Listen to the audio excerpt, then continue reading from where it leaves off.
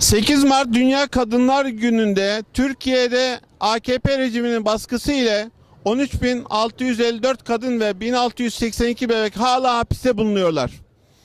15 Temmuz sonrası OHAL 13.000 kadın ve 1.600'ün üzerindeki bebeğin mağduriyetleri 8 Mart Dünya Kadınlar Günü'nde hala devam ediyor. Bu amaçla kadınlara destek olmak için Amsterdam'daki Dam Meydanı'nda Hollandalı aktivistler ile buradayız. Hapishanelerdeki kadın ve anneleri güçlendirecek, sevgi ve umut dolu bir eylem için buradayız.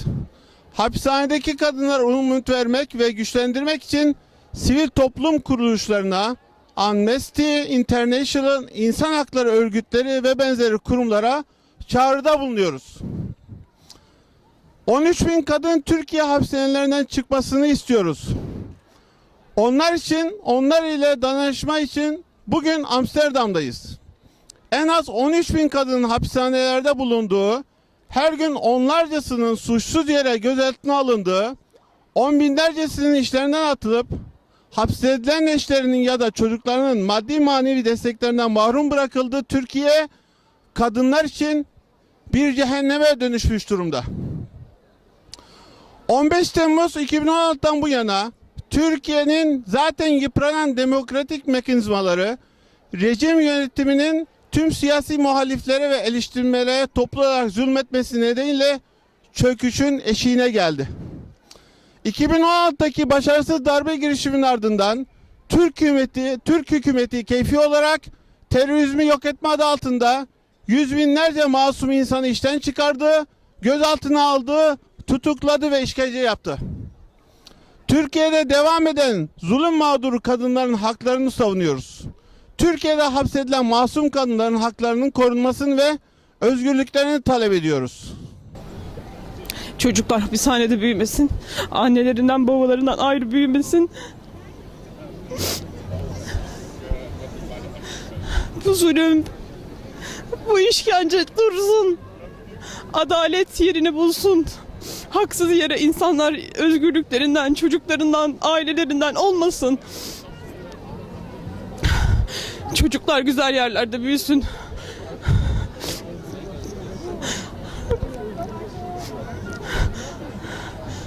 İnşallah çocuklar, hastalar, yaşlılar hak ettikleri yerlerde hak ettikleri muameleyi görsünler.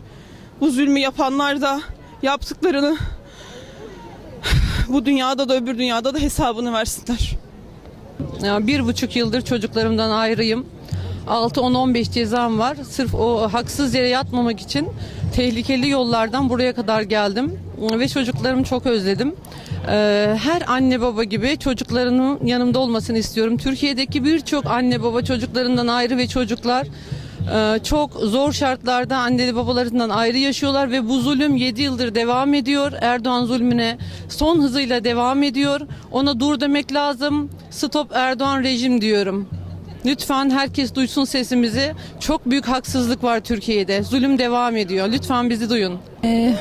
Bugün onların sesi olmak için burada bulunuyoruz. Tüm arkadaşlarımla beraber. Bizim için bunları anlatmak çok zor. Türkiye'den yeni geldik. Ve bu zulme diğer insanların maruz kalmasını istemiyoruz. Tüm dünyaya sesimizi buradan duyurmak istiyoruz. Erdoğan rejimi son bulmalı. Bebekler çocuk odalarında yaşamalı.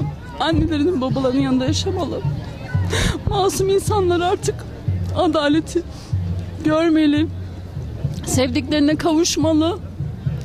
Hastalar evlerinde istirahat etmeli. Hastanelerde tedavi görülmeli. Masum insanlar hapislerden çıkarılmalı artık. Adalet artık yerini bulsun. Ve bunun için buradayız. Ve dünyaya sesimizi duyurmak istiyoruz. Lütfen bize destek olun. Erdoğan'ı durdurun. Özellikle hapishanedeki bebekli annelerin, hasta tutukluların bir an evvel yasalara uyarak onlardan özellik istemiyoruz, onlardan ayrıcalık istemiyoruz. Bunların zaten çıkarılması kendi yasalarında var. İnsanların hastanelerde tedavilerini görmesi gerekiyor. Bebeklerin en azından 6 yaşına kadar anneleriyle en azından sadece bir ebeveynle dışarıda olmaları gerekiyor. İnsanlar, hastalar sadece ölüm döşeğindeyken dışarıya çıkartılıyor. Tedavilerden mahrum bırakılıyor. Bütün dünya bunu duysun. 7 yıl önce sadece belirli bir kesimle başlayan bu zulüm şu anda Türkiye'nin tümüne yayıldı. Depremde vefat eden 200 bin insana ulaşılamadı. Üzerinde enkazlar varken enkazlar kaldırılıyor. Artık bunu tüm Türkiye halkının duyması gerekiyor. Bizim insanımız, sizin evlatlarınız enkazın altında ve çıkarılmadı. Onların enkazı kaldırıldı. Biz artık kendimizden vazgeçtik. 150 bin insanın sadece gömülmesini istiyoruz. Biz buradan zulümden kaçtık ama aklımız hala orada. Çünkü bizim ülkemiz orası. Bizim insanımız. Ben öğretmendim. 9 yıl boyunca sadece öğrenci yetiştirdim. Ben onları da düşünüyorum. Ben kurtuldum gözüyle bakamıyorum. Orası çünkü benim topraklarım. Halkımı seviyorum. Biz onların asla düşmanı değiliz. Biz sadece Erdoğan hırsızlık yaptığı için ve terörist asıl o olduğu için sadece Türk halkına değil Suriye halkını da bilerek, isteyerek, parası için öldürttüğü için biz ona karşı çıkmıştık. Biz terörist asla değildik. Biz vatanseverdik, hatta biz insan severdik. Biz onların kalplerinin kırılmasına bile dayanamazken bize terörist denildi ve halk da buna inandı. Ama artık 7 yıl geçti, artık görün onun düşmanı biz değiliz. Onun düşmanı herkes, ona itaat etmeyen herkes onun düşmanı. Yani o kendisine karşı gelecek dünya olsa dünyayı bile yakmaya hazır. Ama gücünü sizden alıyor. Bunu da görün artık. Siz ondan daha güçlüsünüz. Biz halk ondan daha güçlüyüz. Durdurabiliriz. Artık bunu görmelerini istiyorum. Bütün dünyaya, halkıma, ona artık itiraz etmelerini istiyorum. Dünyanın ona artık itiraz etmesini istiyorum. Bu artık seçimden çıktı. Bu artık seçimle gelen bir başkan değil.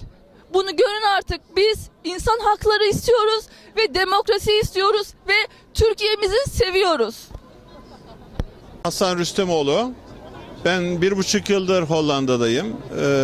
Türkiye'nin baskı rejiminden hapishaneye hapishanede kalmamak için, hapislenmemek için kaçtım. Ailemle birlikte 1,5 yıldır buradayım. 2016 yılında Erdoğan'ın sahnelemiş olduğu tiyatroya bütün dünyayı inandırdı ve inandırmaya devam ediyor.